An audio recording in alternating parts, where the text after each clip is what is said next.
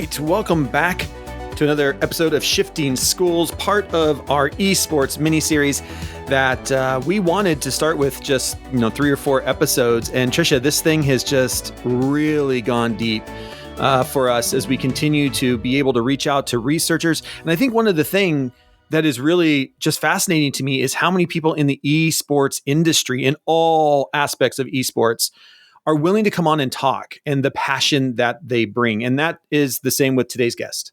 That's right. I think I have even been guilty of, discounting how influential gaming is in society. And the more conversations that we are having as part of this series, the more I am convinced that video games need to be an important part of our classroom conversations, of our family conversations as well.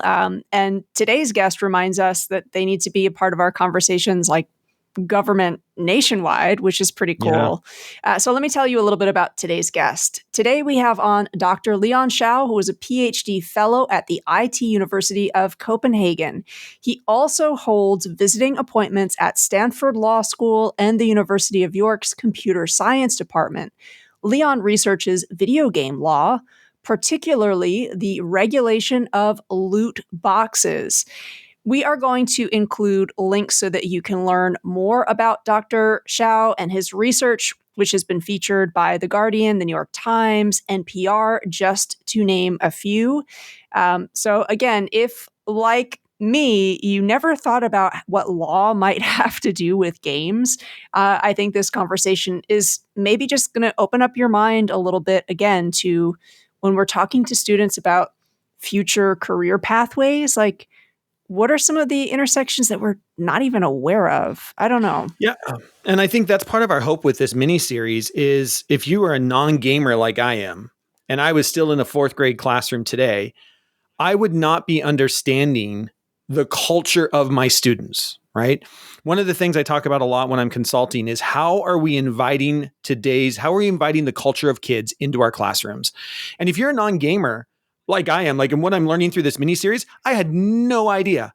I thought gamers just sat in front of TVs and played games. And now we're talking to a lawyer and a researcher around game, the amount of how big the industry is and all the different avenues. If I was a 4th grade teacher, I'd be starting to think through this mini-series of, okay, I have a kid who's interested in video games. Instead of shutting that down or having these negative conversations about playing video games, if that is a passion a kid has, how do we start helping them understand there's an intersection between video games and law? There's an intersection between video games and running companies. There's an intersection between video games and TV production, aka Twitch. And today, I think that to me is the big question and just the idea to be thinking about as you're hearing today's interview is just how do we support kids today in creating intersections between their passions? And our goal with this esports series is to understand more about esports, understand more about video games. And then instead of shutting kids down, is there a way that we can start saying, hey, I listened to this podcast. If you're really into video games and ethics, there's a career path for you there in being a video game lawyer. I never thought about this, and he even goes into a little bit about esports around if you're setting up an esports program, what are the rules that everybody's following? Is everybody playing with the same kits? And I just, me and my baseball brain, which most people know already, I think about it. Yeah. How different would it be if my Seattle Mariners show up with wood bats and the Toronto Blue Jays show up with metal bats? That's not a fair game. So there's some agreements behind. And that takes somebody who understands how to negotiate, that takes somebody to understand how to set up rules and policies behind what those rules are. I just think there's so much into this. Well, and so as you're listening to this, just be thinking about what's the intersection of passions that maybe you have in your classroom. And if you teach ethics, sometimes I feel like the way that we frame ethics and the teaching of it, it's like this moral dilemma of the situation that's not going to happen. Right. And I disengage from that conversation, right? It's sort of like the math problem that's like, Jimmy wants to buy 203 watermelons. Nobody buys that many watermelons. So again, I think almost immediately people disengage from that. But what Dr. Xiao is reminding us is if you teach ethics, take a look at a video game, right? Take a look at a mobile game and invite students to look at the design of that game as a text type. So again, I'm just thinking for any of our ELA lit teachers out there, these are also really interesting texts to bring some analysis to and some critical thinking to. So I really hope that folks enjoy this conversation. Jeff, I really like how each episode of this series is expanding how I am seeing the world of esports and gaming, and I hope that's the experience for listeners too. Yeah, we're excited to get you over to Dr. Xiao's interview. But first, here's a quick word from today's show sponsors. Before we dive back into our conversation, I want to spotlight a game changer. Meet Daigon Esports, a trailblazer in transforming student engagement, armed with a combined 30 years of attending, supplying, and working with over 500 international schools in 60 plus countries. Daigon is poised to usher esports into your campus. Daigon's roots run deep in the international school community. Founded by two former international school students and passionate gamers, Elia and Jonas, Daigon was born from firsthand experience. They partnered with the two former founders of an international school's activity management solution to supercharge their vision with decades of experience working with international schools. Stay tuned to hear more about Elliot's captivating journey in an upcoming episode of our esports miniseries. Daigon's mission is clear: align with your students' passions and use it as a stepping stone to cultivate creativity, problem solving, global citizenship, collaboration, and communication. Critical 21st century skills championed by the World Economic Forum's Education 4.0 plan. An added cherry on top, boosting self-esteem and providing an inclusive space for students to shine. Safety and structure are Daigon's key ingredients. They have tailored a competitive, educational, and entertaining approach within a closed, secure network exclusive to international schools. Think your school is ripe for an esports club? Daigon's Esports Gaming After School Club is a treasure trove of gaming activities promoting interactivity, non-competitive play while imparting valuable life skills. Ready to go pro? Daigon's all-in-one platform simplifies esports league participation, student management, match scheduling, and game day participation. This comprehensive platform is committed to offering the best esports experience, continually expanding its reach in games, age groups, and leagues in regions. International school listeners, if you envision an esports program in your school, the path starts at Daigon. Visit daigonesports.com and book a free call to explore how Daigon can champion your esports venture. That's Daigon Esports, DAIGON esports.com. We extend a hearty thank you to Daigon for sponsoring this esports miniseries here at Shifting Schools. I also wanted to take a moment to remind you of our 3-month generative AI cohort we have starting this August. Generative AI tools like ChatGPT are changing the educational landscape, and we know our listeners are eager to take their teaching practice to the next level. That's why you listen to podcasts, to learn and be a better teacher. And that's why Tricia and I created the 3-month generative AI cohort. Now here's what you get. From August to October, for 3 months, we're inviting you to embark on a transformative journey with our 3-month generative AI cohort. Immerse yourself in a world of AI-powered education, unravel its wonders, and unleash its potential right in your classroom. We will be holding a monthly live webinar that will be tailored to your unique questions and needs, providing live interactions that support you and your learning journey. Each month, you'll receive a generative AI resource ready to implement in your teaching, pushing the boundaries of traditional methods and engaging students in the learning process while building skills they will need for the future of work. We will keep you updated with the latest news and development in the AI landscape, plus share a curated list of new innovative AI tools to keep you at the forefront of educational technology. Our goal is to geek out on AI so you don't have to. Explore new and time-saving integrations with our monthly AI-powered prompts designed to spark innovation and invite experimentation with your students in the classroom. And of course, You will be able to connect, collaborate, and share what you are trying and how it's going with your cohort peers, and have unlimited access to Trisha and I through our dedicated Slack space. But here's the catch. We are limiting this cohort to just 50 participants. This is to ensure that we can meet individual needs and offer personalized learning experiences to every one of our members. So don't delay. You're going to want to be a part of this cohort. Enroll today and ride the wave of AI-powered education with Shifting Schools. All you have to do to register is go to shiftingschools.com to secure your spot. And remember, all podcast listeners can save $25 by using the code SSPOD25 at checkout. That's SSPOD, SSPOD 25 at checkout. Thank you for that, and we hope to see you in the cohort. Now let's get back to our conversation about esports and education. And with that, here is Dr. Leon Xiao, a PhD fellow at the IT University of Copenhagen. He also has appointments at Stanford Law School and the University of York's Computer Science. He's a great interview all the way from Copenhagen, spending some time with us today. I hope you enjoy this one. And with that, on with the show.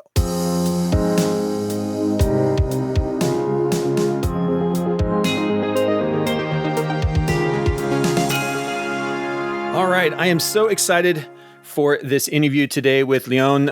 Just this intersection between law and gaming, and something that I didn't even know existed in the world. You know, you love it when you find, Trisha, you just find these things. You find people doing jobs where you're like, I didn't even know that was a job. And that's what today is all about. So Leon, welcome to the podcast. And we're going to jump right in here. You've been named a top 30 under 30 for Forbes Europe. And they've recognized the contributions you were making around the world of gaming law and policy. We're doing this whole mini series here on esports and taking a very broad view at the world of video games, specifically as it relates to K-12 education and some of the things we need to be thinking about. As you kind of look at the intersection of gaming and law, how did you even think about there might be something here to look at law and video games and kind of merge your two passions? How did you even get to that spot? Sure. I am a video game player, and then I went to law school. And I think when that happens, and it happens to a lot of people now, because so many people play video games nowadays. And I think to many of us, it just so happens that, oh yeah, there are some legal issues relating to the hobby that we're engaging in. Are there any interesting things that we want to look at? And I started all of this research when I went on exchange to Singapore to look at technology law, and I was basically asked to do a research project on something, and I was like, I should look about these gambling-like things in video games, shouldn't I? And that's how it all started. Oh my gosh. Well, and it's so interesting because, governments listen to the research that you're doing. The industry also is looking to be more accountable. And again, like Jeff said, this intersection of law and gaming, we didn't even really think about that perspective. And then as I was researching more about the work that you do, of course, you're not alone in this field. There are many other people who are also doing this. And that pointed me to the work that you're doing for the upcoming January Ethical Games Conference. And listeners, will put the link to that in the show notes, because that's sort of an interesting thing. And you are a paper chair for that coming conference.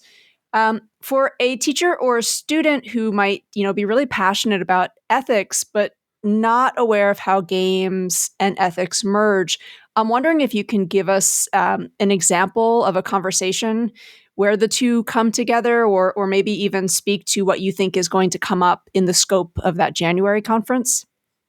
Sure. I think what's really interesting about this particular conference is that it's not just about academia, because most conferences, or academic conferences, they're just about academia, and you end up having lots of professors, some more junior academic researchers talking to each other without involving the industry. What is cool about this one is that the industry is being asked to be part of this, because I think the wish is that the contributions that will be made at this conference will be something that is practicable, that could be used by the industry. So I think that's the really interesting thing. And to your question about what kind of topics might come up, I think perhaps to me, because of my research area, and I think if you ask the other people who are part of this, they will probably give you very different answers. But to me, the main thing is I think we know now that there are potential harms to video games, but that doesn't mean that people should just not play video games at all.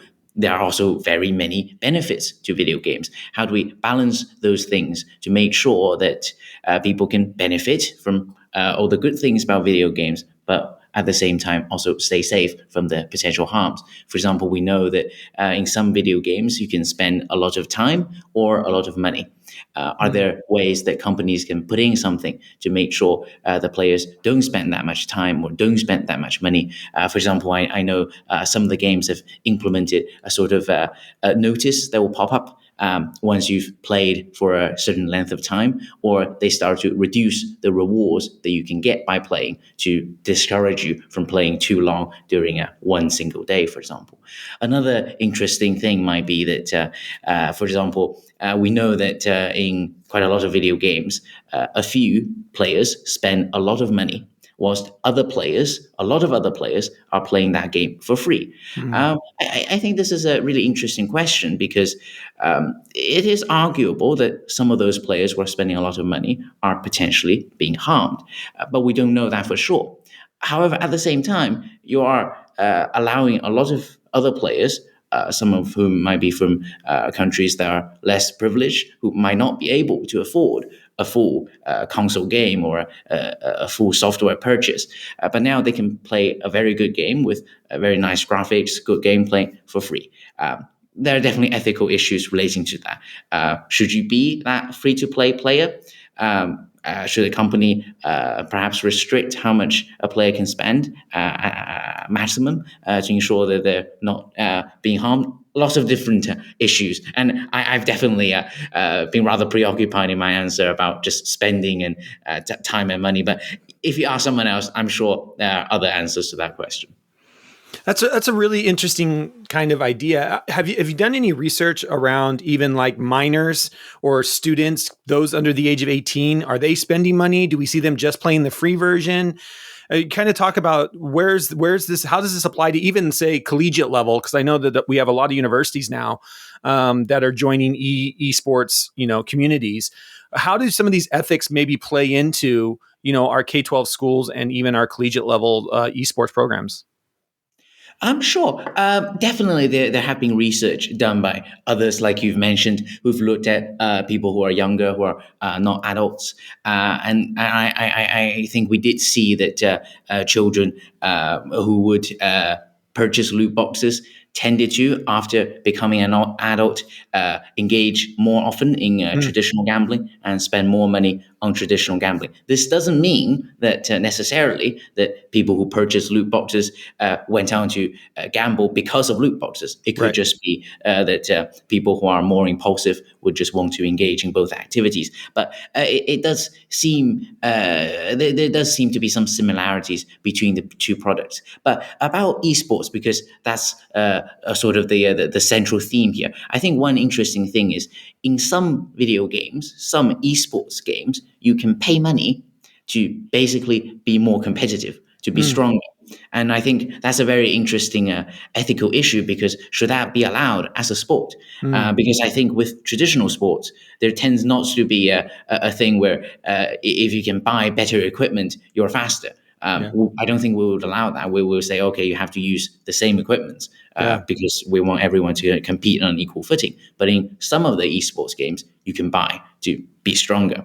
And of course, there are concerns about that. I actually came across, and forgive me for forgetting where you shared this. It was in one of your many, many, many interviews that you talked about some of these like in-app or in-app purchases that are kind of, Jeff, to your question, like very manipulative for a younger player. So it was the idea that, if I'm like 8 or 9 years old, I'm playing this game, and then there's this like really adorable teddy bear that says, "Hey, I need your help. Spend 5 credits and save me."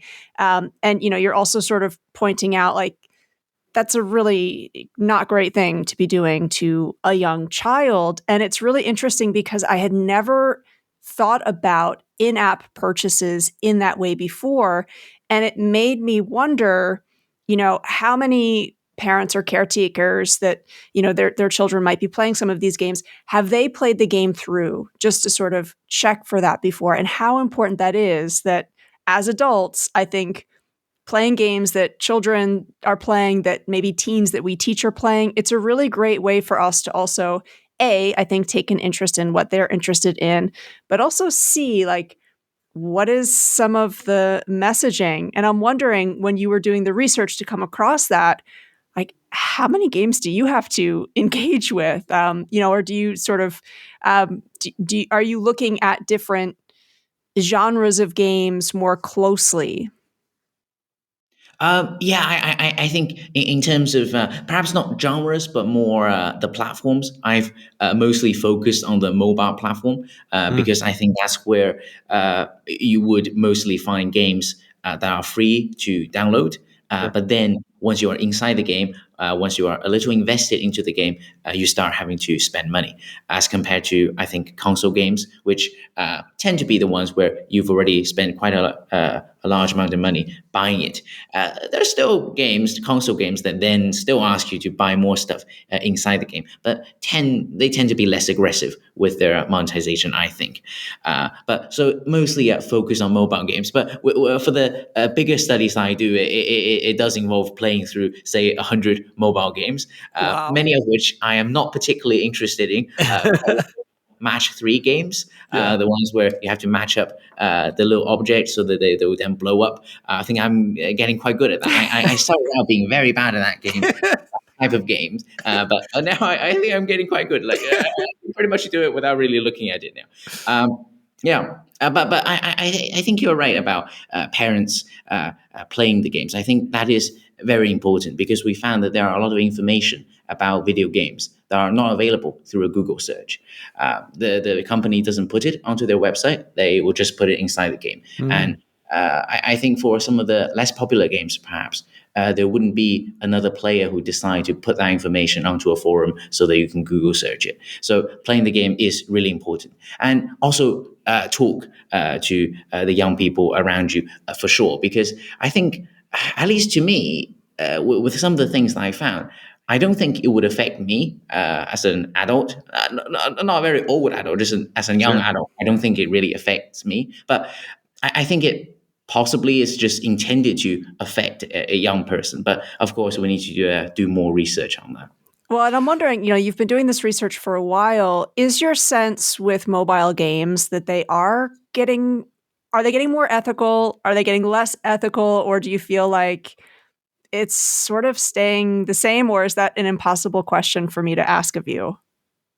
I suppose we haven't really checked Mm, whether companies have gotten better. That would be a very interesting question to look at. But I think perhaps with the bigger companies, the more famous ones that really have a reputation that they want to uphold, I think they are doing better, mm, or at least they are more widely promoting that they are supposedly doing better.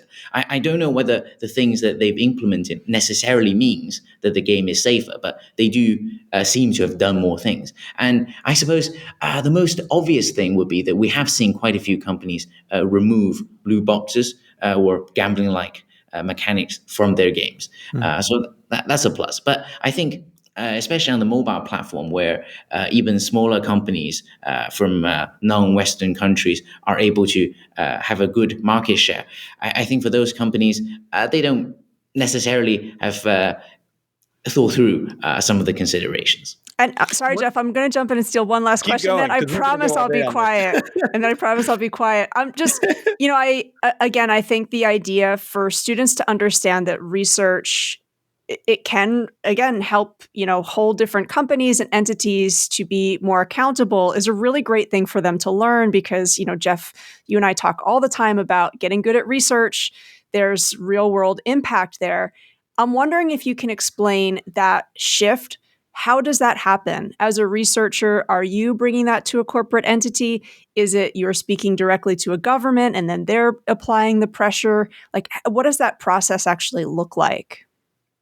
It's really interesting that you mentioned, engaging with the companies directly and engaging with governments, because I think neither of those would be the really effective way. Both are Mm. like I think both sound like they would work, but Yeah. the problem with the companies is usually you can't reach them, or they might actually sort of show that, oh, we want to hear about this, and then they don't get back to you, or they listen to you and then they do nothing. Right. So I don't think directly engaging with companies, at least from my experience, have really worked out. And engaging with governments, the problem with that is it is effective if you are able to convince the government to adopt a new policy that is going to cause change. Absolutely. But that process is so lengthy, so prolonged that So slow. Yeah. it's so slow. So, say you have a research finding, I think it'll be 5 years, maybe even Yeah.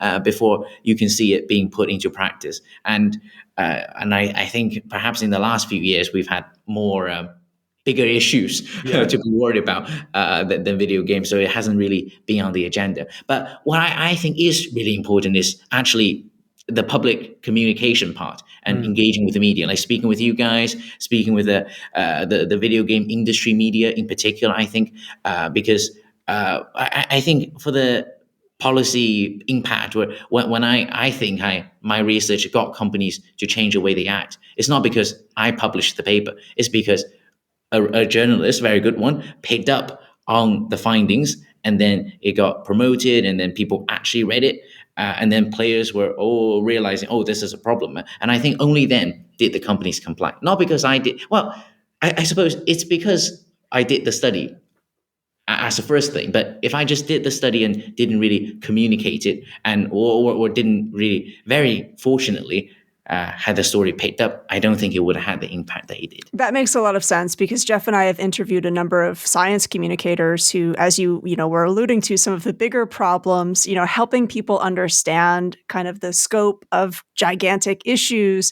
There is the research, but then there's making sure that it's accessible to the public. So I think that's a great message for teachers and students to take away is what's the research component that, again, seems like, okay, this has gone through a really robust process and kind of bringing the data together. That's one thing. But then how do I get people to care about this and understand maybe what the stakes are in a way that, I don't know, like it's dinner table conversation, maybe like what is the soundbite from the NPR story that you've done that folks are going to actually be able to explain to one another? Thanks for kind of explaining that piece. And Jeff, now my questioning is over. I'm sorry that I stole so many. That's okay. Well, I was just wondering, you do a lot, globally. Are you finding that right now, where we are right now, are there some big themes that are emerging when you're kind of doing this research? You're going to conferences. Are there kind of some big themes around gaming that you think there is starting to have this conversation around and we're starting to look more closely at? Do you see any themes kind of emerging at the moment? It's quite interesting because I think for me, maybe it's because I'm quite a digital person, but I've never really felt sort of the national borders. And I feel Mm. like perhaps just my rather small research field, even though it's been quite international, I think we've just been talking to each other remotely, sending emails. So I don't think we've really been sort of in our own bubble. Sure. It's a good thing that we manage that. As to any themes that are emerging, I'm not sure. What kind of themes do you mean? Well, just around, I think around this idea of, you talked a little bit about gambling, and maybe there is maybe or maybe not, there's a correlation there. We're not sure, but you're just, you're starting to dig into this. Are there any things that we're just seeing of people are starting to take notice on a global scale? Some of your research coming out that you're just hearing more conversations around, like the stuff you've done at the Times, the NPR. Are you just hearing some things out there, or what is the conversation right now? I suppose with video game monetization as a thing, I think loot boxes sort of has been the big The big issue. thing. Okay. I think like quite a lot of countries have already looked at it. I think they've decided whether they're going to do something or they've decided they're not going to do something. I feel like that issue is perhaps A big one right now. but I guess what's emerging is we're thinking about the new ways the games are being monetized. I mentioned earlier that we've seen some games remove their loot boxes, but that doesn't mean that this game just decided it doesn't want to make money anymore. Right.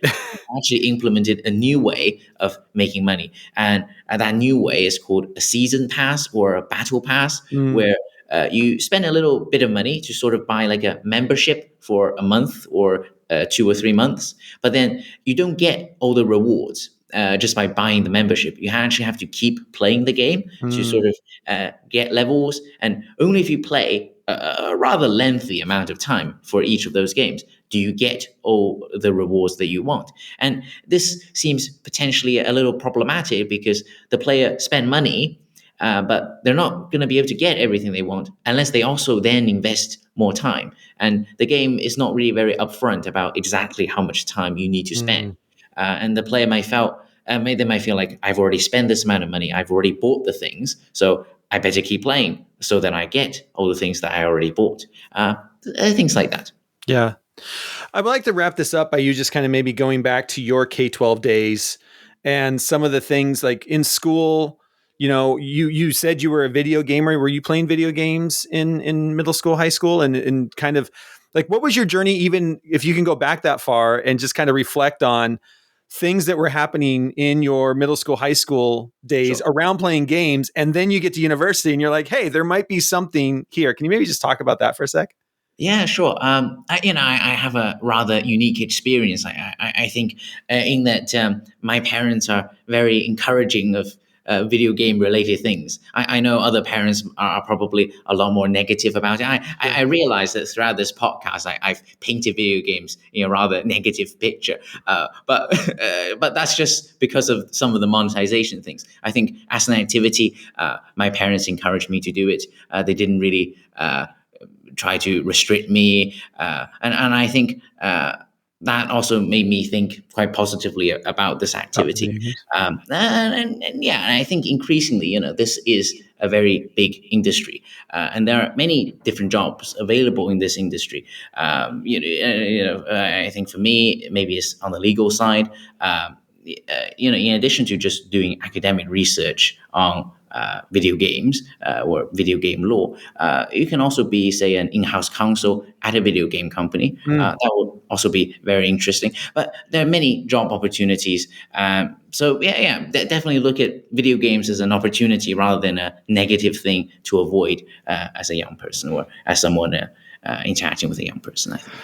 Tricia, I'm going to think about it the next time. And I hate to admit this on the podcast, but sometimes I've been watching Netflix for so long that it pops up the little screen that says, "Are you still watching?"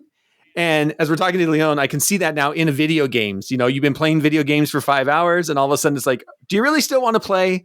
Just to give you that pause of, oh, well, how long have I been sitting here? Because sometimes you don't realize, you're binge watching your favorite show and you don't realize it's been 5 hours and you didn't accomplish anything today because you've just been watching TV. So I love even you talking about some of those crossovers that we're seeing regardless of media, whether that media is video games, whether that media is now binge watching, which is an issue as well, whatever, pick your platform. It's just interesting to start seeing some of those overlays on that as well. Well, yeah. And, I'm thinking about it too. I just recently was on a flight and noticing, I had somebody that was sitting sort of like diagonally from me. So I could see it was a Tetris-like game. And he must have played it for like 5 hours straight. I was on one hand kind of impressed. But I like that you're sort of, inviting us to have these conversations about our media use just from a practical standpoint. As a researcher who, again, you're researching games, you mentioned, like the huge number of mobile games that you play. Can you speak to teachers in terms of like what your workflow is like? How do you document the research that you're doing while you're experiencing gameplay? I'm thinking like, how do you even timestamp a moment in a game that you want to return to? So like, what does your notes look like? Yeah, I think the most helpful feature is actually to just take screenshots. Okay. I think for me, because I know. I think for researchers who play video games to sort of look at how it has been narrated, how the storytelling has been, or how the character has developed, I think for those researchers it'll be more difficult. They'll probably take proper notes. But for me, I'm just playing a game, a great volume game, but for each game, not for very long, just to find a very specific thing. So for me, it's usually just start playing the game, go as far as I need to find that product that I need to screenshot, take the screenshot, and I'm done. But I realize that's probably quite unique. And I think, Jeff, what you said about different media mediums, and I think even on social media, we're increasingly seeing these measures being implemented to try to interrupt you, to try to remind you. I think on Instagram, I've seen this pop up where if you scroll down far enough, it will tell you you've actually already seen all of these content. Are you sure you're still them all?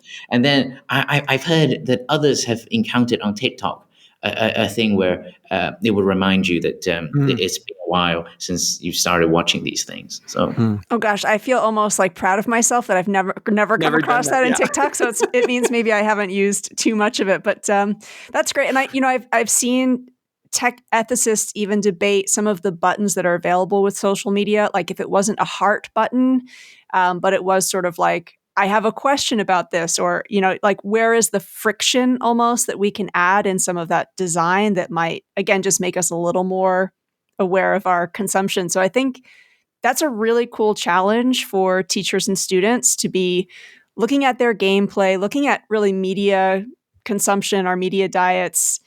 Is there enough friction? Is there no friction at all? And what might the designer of that game or that platform or that app do just to like slow us down a little bit? I think that would make for such a great class conversation. Yeah, I even love the idea of just looking at games or having kids bring in games that they might be playing and have conversations. We can go back to loot boxes. Have conversations of why is the loot box there right now? It just all of a sudden you've gotten to this point in the game. And now they're asking you, they don't usually ask you in the first part of the game. They wait till they got you into it. And then now they're asking you to spend the money or upgrade your armor or whatever it happens to be. Just even, I think, having conversations with students, like what are they thinking that it's at this point in the game that they start asking for money, and what happens after that? If you don't spend the money, all of a sudden you're at a disadvantage, which now makes you want to go back and spend the money. So you have the advantage, and it's just this psychological gameplay that they're getting you into to make you buy, to click on the loot box. So I think just those conversations, even just having those conversations with kiddos in class, I think is just a great way to start just thinking about the ideas, right? Well, Leon, thank you so much. I appreciate you being here. Thank you for your time. And I know time, I can see the clock behind you. It looks like it's 7 p.m. wherever you are. So appreciate you staying up and being on this with us. We will have links to your Twitter and your website. Is there any other links or places that people could reach out to you to learn more about your research or places that they can connect? No, I think they should be able to find me on those places. I also have accounts on the other platforms. So I don't really use them. Okay. So those would be good. Awesome. Well, thank you so much for spending time with us today. Really appreciate it. And thanks for your insight.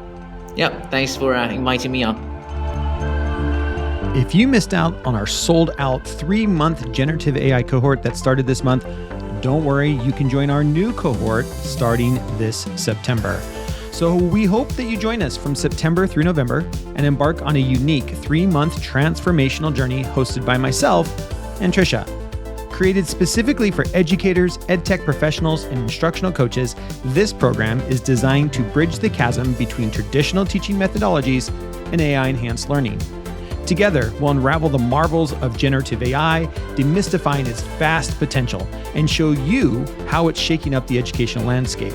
Learn how AI can create personalized educational content, provide meaningful feedback, foster dynamic student interaction, and deliver real-time learning for students. Here's what's in store for you. First, you get our live webinars. Each month, we'll host a 30-minute live webinar answering your unique questions, addressing your needs, and supporting your learning journey in real time. So stay tuned for the webinar schedule. You'll also receive generative AI resources, You'll receive a fresh, ready-to-roll resource every month built around one of our generative AI frameworks, empowering yourself to immediately apply the knowledge you're acquiring. Of course, you'll also get monthly updates and news reviews. Stay in the know with our concise review of the most critical updates and news items impacting education in the world of AI. Also, you'll get a list of curated tools, explore cutting-edge AI tools handpicked by us for their relevance in modern classrooms. It's time to revolutionize the way we teach. You also get monthly prompts. Each month, we will give you an inspired prompt where you have 3 different prompts. These AI-powered prompts are designed to spark your creativity, encourage you to explore, experiment, and innovate in fresh and exciting ways. Of course, there was also an asynchronous share via Slack, connecting with your cohort peers and us anytime, anywhere. Our optional Slack space offers a perfect environment for continuous knowledge sharing, feedback, and collaboration. To ensure that we're able to address each individual's needs and create a tailor-made learning experience, we're capping the cohort once again at 50 participants. So, what are you waiting for? Join us on this extraordinary journey. Let's revolutionize education together, one AI tool at a time. We expect this cohort to sell out fast as well, so don't wait and book your spot today. And remember to use that code SSPOD25 at checkout to save $25. Hope to see you in the cohort.